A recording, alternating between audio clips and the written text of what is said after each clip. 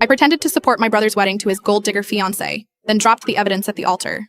My brother Jake was always the golden child. Star athlete, honor roll student, first to graduate college. When he brought Meredith home for Christmas, my parents practically started planning the wedding before dessert was served. "She's perfect for him," Mom gushed, watching Meredith laugh at Dad's terrible jokes. "Finally, someone who appreciates what a catch he is." I wanted to believe it. Jake deserved happiness after his messy divorce from Sarah, who'd cleaned out their joint accounts and disappeared with her yoga instructor. He'd spent 2 years rebuilding his life, working 16-hour days and avoiding relationships entirely. When he finally started dating again, we were all desperate for him to find someone genuine. But something felt wrong about Meredith from day one. She was beautiful, charming, and said all the right things. Too right, like she'd rehearsed every conversation. When Jake left the room to grab drinks, her smile would drop for just a second before snapping back into place. She'd study family photos on our mantle with an intensity that made my skin crawl, asking detailed questions about every face. "Who's this distinguished gentleman?" she'd ask, pointing to our grandfather's portrait. "He looks so successful." The red flags started small, but multiplied quickly. Meredith always had an excuse when the check came. "Oops, forgot my wallet again?" She'd order the most expensive item on the menu: lobster, aged steaks, premium cocktails, then claim she wasn't that hungry halfway through.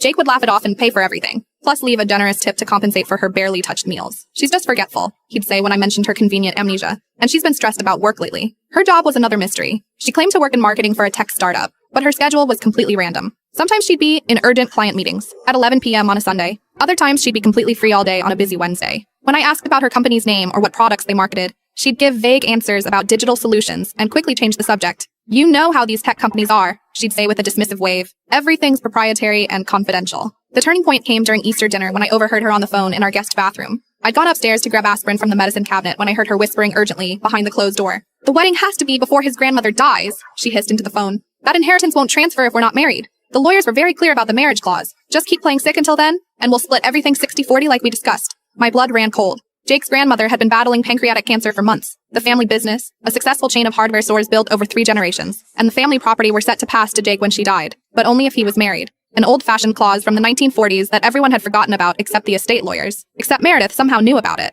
I pressed my ear to the door, my heart hammering as she continued. "I don't care what you have to do. Delay the diagnosis, lose the paperwork, give her the wrong medications, whatever keeps her alive until I get that ring on my finger. We need 6 more weeks minimum. Once we're married and the old lady croaks, I'll divorce him and we'll be set for life." The voice on the other end was muffled, but I heard enough to know this was planned, orchestrated. My brother was being systematically destroyed by someone he trusted completely. I started paying attention, really paying attention. When Jake's college friends visited for his birthday party, Meredith would disappear with sudden, debilitating migraines that required dark rooms and complete silence. But I caught her researching his social media from the guest room, memorizing details about people she'd supposedly never met. She had spiral notebooks filled with information, inside jokes, shared memories, embarrassing college stories, career details, everything she'd need to seem like the perfect girlfriend who just happened to miss meeting his closest friends due to her chronic health issues. I couldn't fit what happens next in this short video. Watch the rest down below.